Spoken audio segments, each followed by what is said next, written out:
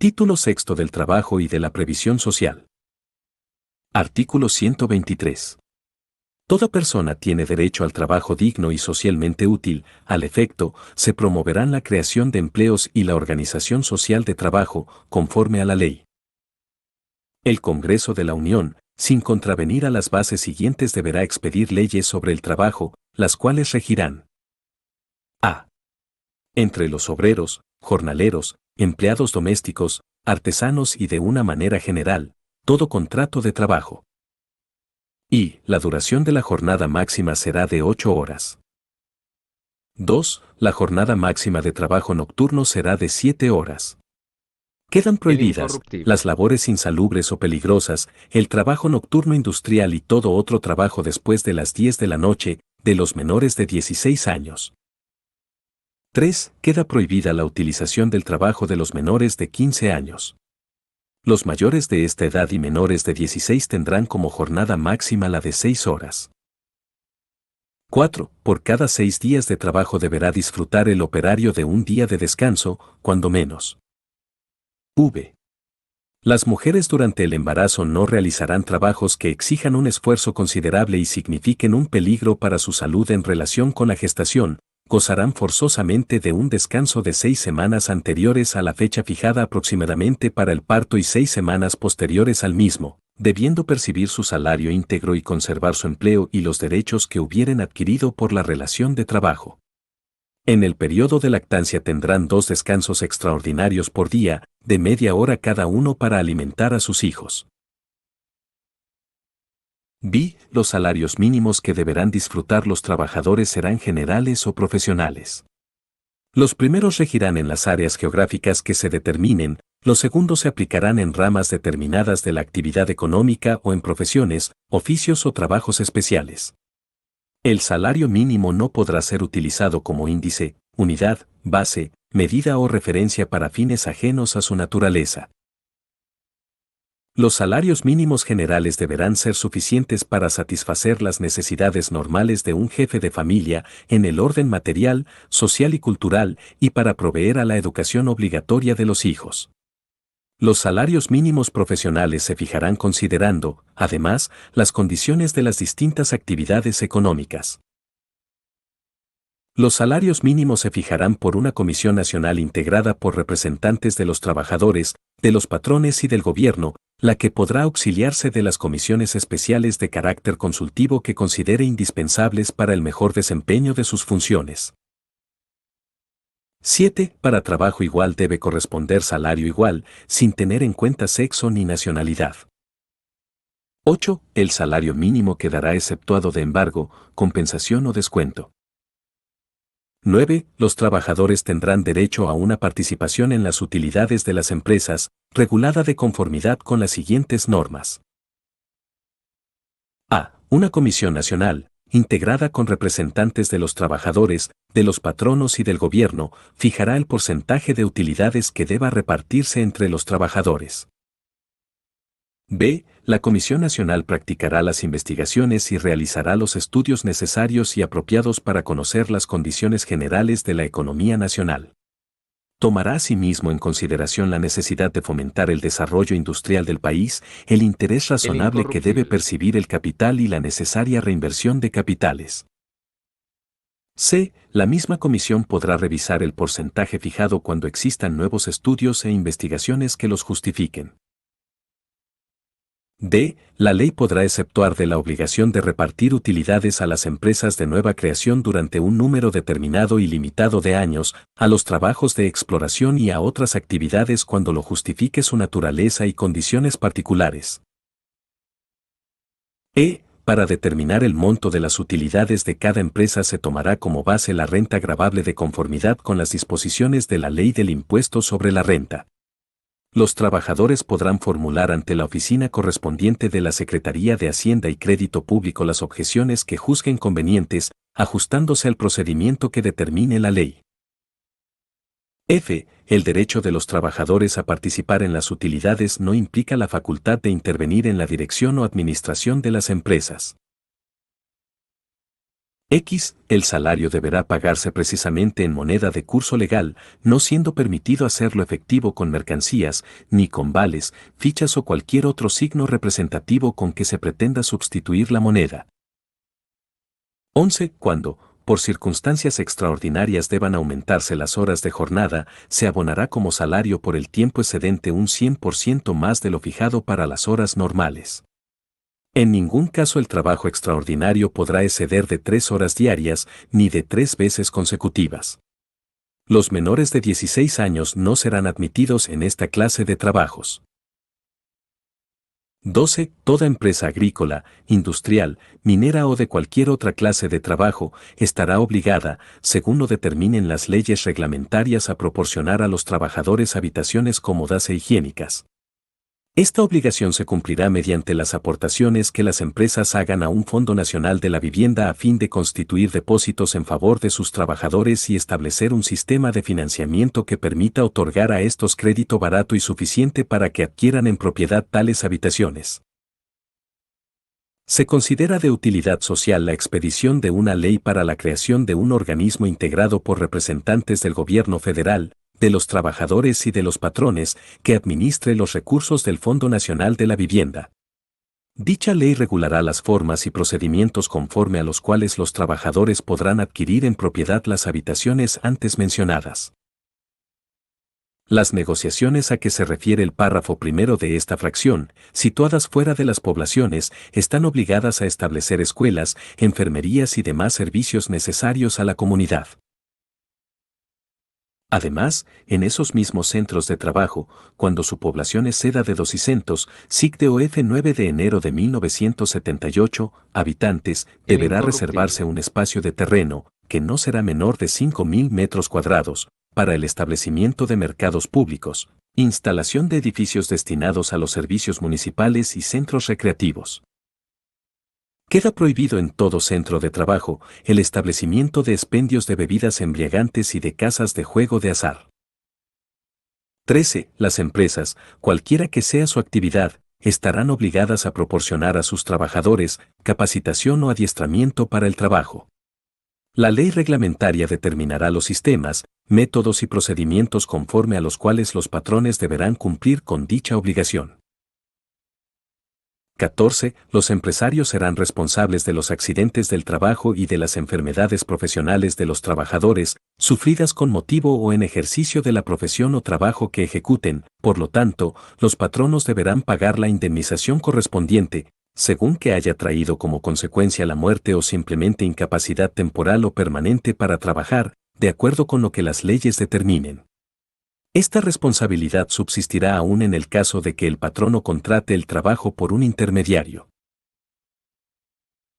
15. El patrón estará obligado a observar, de acuerdo con la naturaleza de su negociación, los preceptos legales sobre higiene y seguridad en las instalaciones de su establecimiento y a adoptar las medidas adecuadas para prevenir accidentes en el uso de las máquinas, instrumentos y materiales de trabajo, así como a organizar de tal manera que resulte la mayor garantía para la salud y la vida de los trabajadores y del producto de la concepción cuando se trate de mujeres embarazadas. Las leyes contendrán, al efecto, las sanciones procedentes en cada caso. 16. Tanto los obreros como los empresarios tendrán derecho para coaligarse en defensa de sus respectivos intereses, formando sindicatos, asociaciones profesionales, etc. 17. Las leyes reconocerán como un derecho de los obreros y de los patronos las huelgas y los paros. 18. Las huelgas serán lícitas cuando tengan por objeto conseguir el equilibrio entre los diversos factores de la producción, armonizando los derechos del trabajo con los del capital.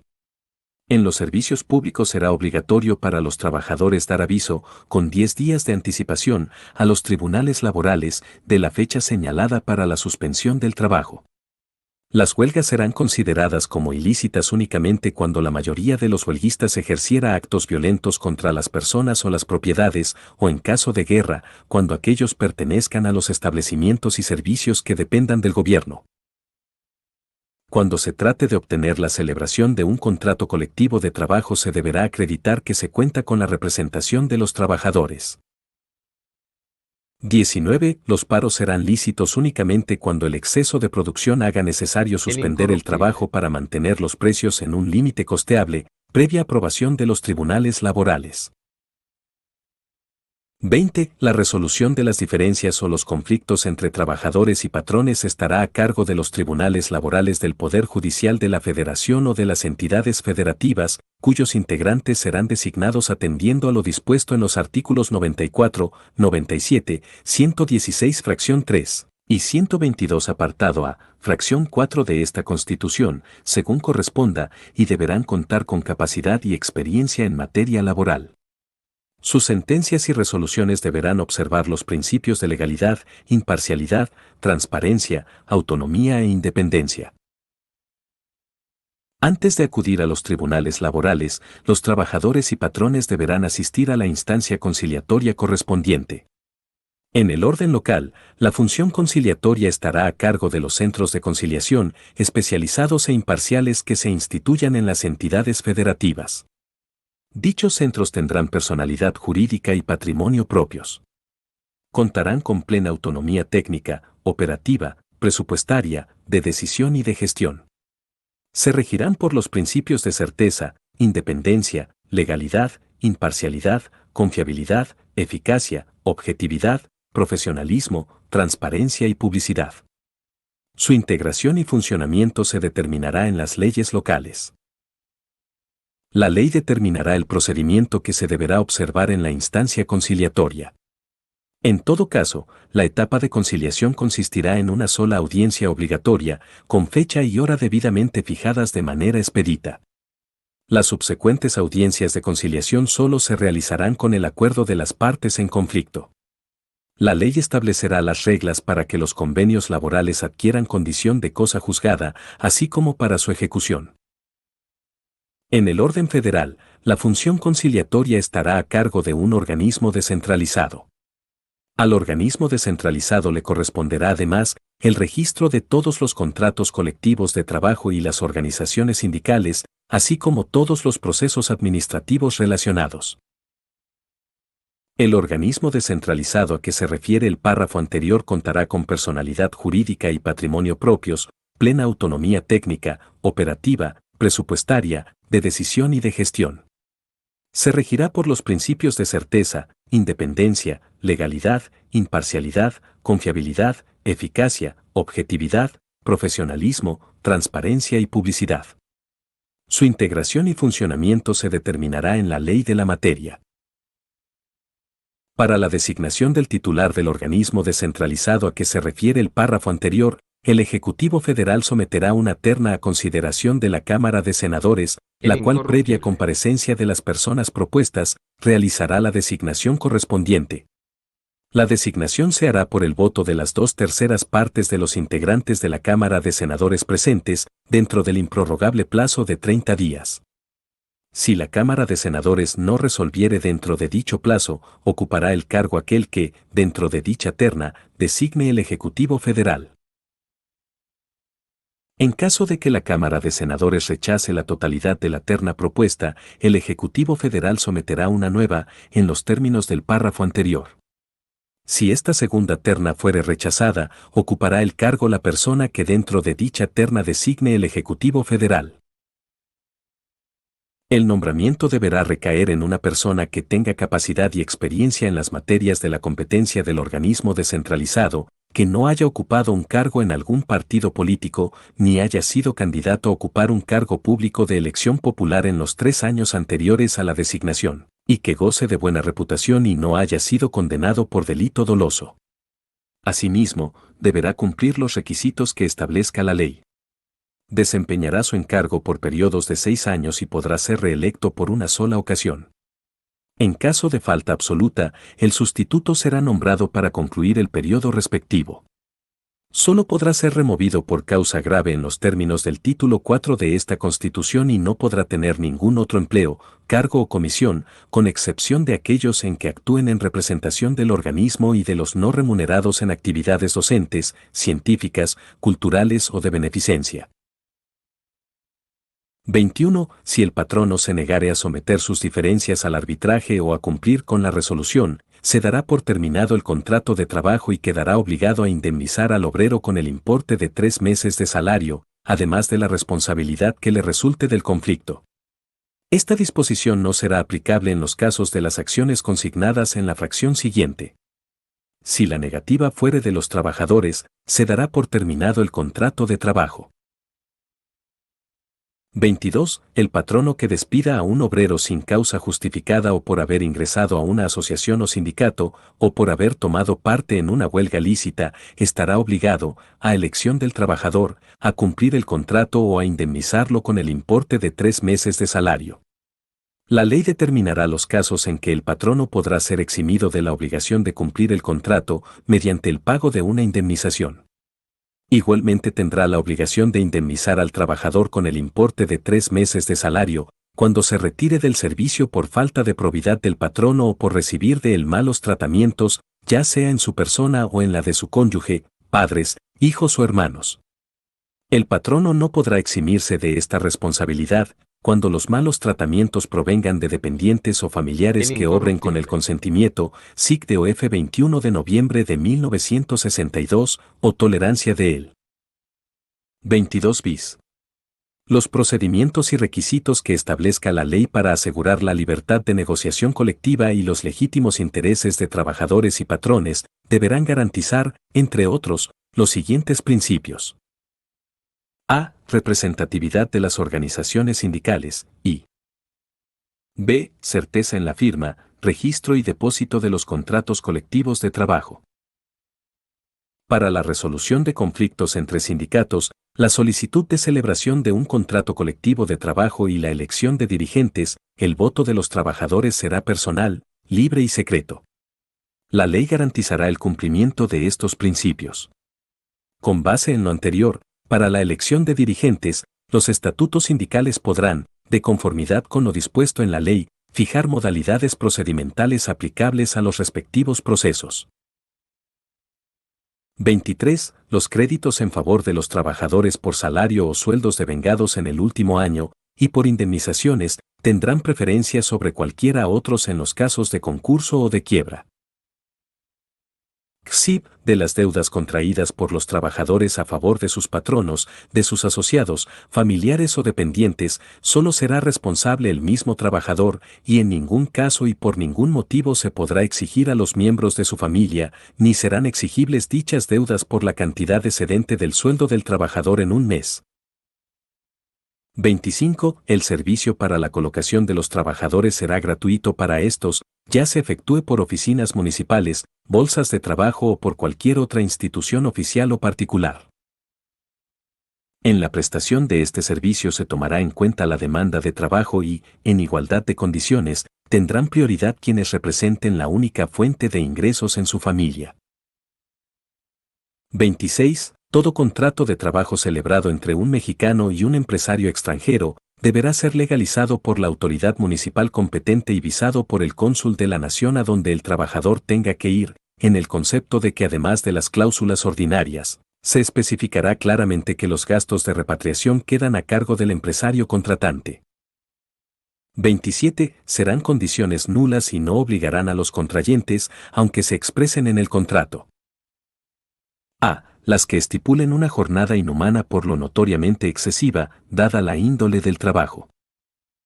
B. Las que fijen un salario que no sea remunerador a juicio de los tribunales laborales. C. Las que estipulen un plazo mayor de una semana para la percepción del jornal. D. Las que señalen un lugar de recreo, fonda, café, taberna, cantina o tienda para efectuar el pago del salario, cuando no se trate de empleados en esos establecimientos. E. Las que entrañen obligación directa o indirecta de adquirir los artículos de consumo en tiendas o lugares determinados. F. Las que permitan retener el salario en concepto de multa. G. Las que constituyan renuncia hecha por el obrero de las indemnizaciones a que tenga derecho por accidente del trabajo y enfermedades profesionales, perjuicios ocasionados por el incumplimiento del contrato o despedírsele de la obra. H. Todas las demás estipulaciones que impliquen renuncia de algún derecho consagrado a favor del obrero en las leyes de protección y auxilio a los trabajadores. 28. Las leyes determinarán los bienes que constituyan el patrimonio de la familia, bienes que serán inalienables, no podrán sujetarse a gravámenes reales ni embargos, y serán transmisibles a título de herencia con simplificación de las formalidades de los juicios sucesorios. 6. Es de utilidad pública la ley del seguro social, y ella comprenderá seguros de invalidez, de vejez, de vida, de cesación involuntaria del trabajo, de enfermedades y accidentes, de servicios de guardería y cualquier otro encaminado a la protección y bienestar de los trabajadores, campesinos, no asalariados y otros sectores sociales y sus familiares. Besos asimismo serán consideradas de utilidad social las sociedades cooperativas para la construcción de casas baratas e higiénicas destinadas a ser adquiridas en propiedad por los trabajadores en plazos determinados. XXXI. La aplicación de las leyes del trabajo corresponde a las autoridades de las entidades federativas, de sus respectivas jurisdicciones, pero es de la competencia exclusiva de las autoridades federales en los asuntos relativos a ramas industriales y servicios. 1. Textil. 2. Eléctrica. 3. Cinematográfica. 4. Hulera. 5. Azucarera. 6. Minera. 7. Metalúrgica y siderúrgica, abarcando la explotación de los minerales básicos, el beneficio y la fundición de los mismos, así como la obtención de hierro metálico y acero a todas sus formas y ligas y los productos laminados de los mismos. 8. De hidrocarburos. 9. Petroquímica. 10. Cementera. 11. Calera. 12. Automotriz, incluyendo autopartes mecánicas o eléctricas. 13. Química, incluyendo la química farmacéutica y medicamentos. 14. De celulosa y papel. 15. De aceites y grasas vegetales. 16. Productora de alimentos, abarcando exclusivamente la fabricación de los que sean empacados, enlatados o envasados o que se destinen a ello. 17. Elaboradora de bebidas que sean envasadas o enlatadas o que se destinen a ello. 18. Ferrocarrilera. 19. Maderera básica, que comprende la producción de aserradero y la fabricación de tripley o aglutinados de madera.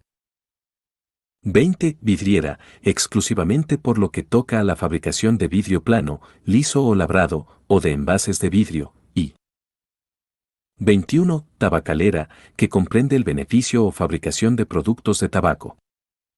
22. Servicios de banca y crédito. B. Empresas. 1. Aquellas que sean administradas en forma directa o descentralizada por el gobierno federal. 2. Aquellas que actúen en virtud de un contrato o concesión federal y las industrias que les sean conexas, y 3. Aquellas que ejecuten trabajos en zonas federales o que se encuentren bajo jurisdicción federal, en las aguas territoriales o en las comprendidas en la zona económica exclusiva de la nación. C. Materias.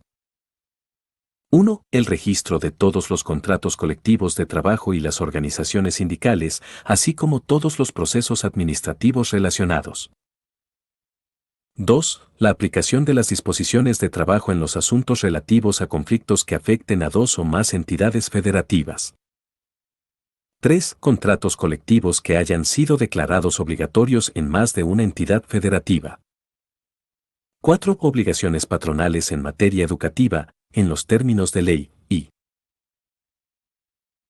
5. Obligaciones de los patrones en materia de capacitación y adiestramiento de sus trabajadores, así como de seguridad e higiene en los centros de trabajo, para lo cual las autoridades federales contarán con el auxilio de las estatales, cuando se trate de ramas o actividades de jurisdicción local, en los términos de la ley correspondiente. B. Entre los poderes de la Unión y sus trabajadores. Y la jornada diaria máxima de trabajo diurna y nocturna será de 8 y 7 horas respectivamente. Las que excedan serán extraordinarias y se pagarán con un 100% más de la remuneración fijada para el servicio ordinario. En ningún caso el trabajo extraordinario podrá exceder de 3 horas diarias ni de 3 veces consecutivas. 2. Por cada 6 días de trabajo, disfrutará el trabajador de un día de descanso, cuando menos, con goce de salario íntegro. 3. Los trabajadores gozarán de vacaciones que nunca serán menores de 20 días al año. 4. Los salarios serán fijados en los presupuestos respectivos sin que su cuantía pueda ser disminuida durante la vigencia de estos, sujetándose a lo dispuesto en el artículo 127 de esta Constitución y en la ley. En ningún caso los salarios podrán ser inferiores al mínimo para los trabajadores en general en las entidades federativas. El V. incorruptible. A trabajo igual corresponderá salario igual, sin tener en cuenta el sexo. B. Solo podrán hacerse retenciones, descuentos, deducciones o embargos al salario, en los casos previstos en las leyes. 7. La designación del personal se hará mediante sistemas que permitan apreciar los conocimientos y aptitudes de los aspirantes. El Estado organizará escuelas de administración pública. 8. Los trabajadores gozarán de derechos de escalafón a fin de que los ascensos se otorguen en función de los conocimientos, aptitudes y antigüedad. En igualdad de condiciones, tendrá prioridad quien represente la única fuente de ingreso en su familia. 11. SIC 5 de diciembre de 1960. Los trabajadores solo podrán ser suspendidos o cesados por causa justificada en los términos que fije la ley. En caso de separación injustificada tendrá derecho a optar por la reinstalación en su trabajo o por la indemnización correspondiente, previo el procedimiento legal. En los casos de supresión de plazas, los trabajadores afectados tendrán derecho a que se les otorgue otra equivalente a la suprimida o a la indemnización de ley. X. Los trabajadores tendrán el derecho de asociarse para la defensa de sus intereses comunes. Podrán, asimismo, hacer uso del derecho de huelga previo al cumplimiento de los requisitos que determine la ley respecto de una o varias dependencias de los poderes públicos cuando se violen de manera general y sistemática los derechos que este artículo les consagra. 11. La seguridad social se organizará conforme a las siguientes bases mínimas. A. Cubrirá los accidentes y enfermedades profesionales, las enfermedades no profesionales y maternidad, y la jubilación, la invalidez, vejez y muerte. B. En caso de accidente o enfermedad, se conservará el derecho al trabajo por el tiempo que determine la ley. C. Las mujeres durante el embarazo no realizarán trabajos que exijan un esfuerzo considerable y signifiquen un peligro para su salud en relación con la gestación. Gozarán forzosamente de un mes de descanso antes de la fecha fijada aproximadamente para el parto y de otros 2 después del mismo, debiendo percibir su salario íntegro y conservar su empleo y los derechos que hubieren adquirido por la relación de trabajo. En el periodo de lactancia tendrán 2 descansos extraordinarios por día, de media hora cada uno, para alimentar a sus hijos. Además, disfrutarán de asistencia médica y obstétrica, de medicinas, de ayudas para la lactancia y del servicio de guarderías infantiles. D. Los familiares de los trabajadores tendrán derecho a asistencia médica y medicinas, en los casos y en la proporción que determine la ley. E. Se establecerán centros para vacaciones y para recuperación, así como tiendas económicas para beneficio de los trabajadores y sus familiares. El incorruptible.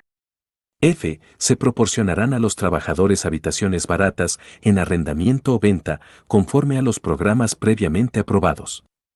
Además, el Estado mediante las aportaciones que haga, establecerá un Fondo Nacional de la Vivienda a fin de constituir depósitos en favor de dichos trabajadores y establecer un sistema de financiamiento que permita otorgar a estos crédito barato y suficiente para que adquieran en propiedad habitaciones cómodas e higiénicas, o bien para construirlas, repararlas, mejorarlas o pagar pasivos adquiridos por estos conceptos. Las aportaciones que se hagan a dicho fondo serán enteradas al organismo encargado de la seguridad social regulándose en su ley y en las que corresponda la forma y el procedimiento conforme a los cuales se administrará el citado fondo y se otorgarán y adjudicarán los créditos respectivos. 12. Los conflictos individuales, colectivos o intersindicales serán sometidos a un Tribunal Federal de Conciliación y Arbitraje integrado según lo prevenido en la ley reglamentaria. Los conflictos entre el Poder Judicial de la Federación y sus servidores serán resueltos por el Consejo de la Judicatura Federal, los que se susciten entre la Suprema Corte de Justicia y sus empleados serán resueltos por esta última. 13. Los militares, marinos, personal del servicio exterior, agentes del Ministerio Público, peritos y los miembros de las instituciones policiales se regirán por sus propias leyes. Los agentes del Ministerio Público, los peritos y los miembros de las instituciones policiales de la Federación, las entidades federativas y los municipios podrán ser separados de sus cargos si no cumplen con los requisitos que las leyes vigentes en el momento del acto señalen para permanecer en dichas instituciones, o removidos por incurrir en responsabilidad en el desempeño de sus funciones. Si la autoridad jurisdiccional resolviere que la separación, remoción, baja, cese o cualquier otra forma de terminación del servicio fue injustificada, el Estado solo estará obligado a pagar la indemnización y demás prestaciones a que tenga derecho, sin que en ningún caso proceda su reincorporación al servicio, cualquiera que sea el resultado del juicio o medio de defensa que se hubiere promovido. Las autoridades federales, de las entidades federativas y municipales, a fin de propiciar el fortalecimiento del sistema de seguridad social del personal del Ministerio Público, de las corporaciones policiales y de los servicios periciales, de sus familias y dependientes, instrumentarán sistemas complementarios de seguridad social. El Estado proporcionará a los miembros en el activo del Ejército, Fuerza Aérea y Armada las prestaciones a que se refiere el inciso F de la fracción 11 de este apartado, en términos similares y a través del organismo encargado de la seguridad social de los componentes de dichas instituciones. 13 bis. El Banco Central y las entidades de la Administración Pública Federal que formen parte del sistema bancario mexicano regirán sus relaciones laborales con sus trabajadores por lo dispuesto en el presente apartado. 14. La ley determinará los cargos que serán considerados de confianza. Las personas que los desempeñen disfrutarán de las medidas de protección al salario y gozarán de los beneficios de la seguridad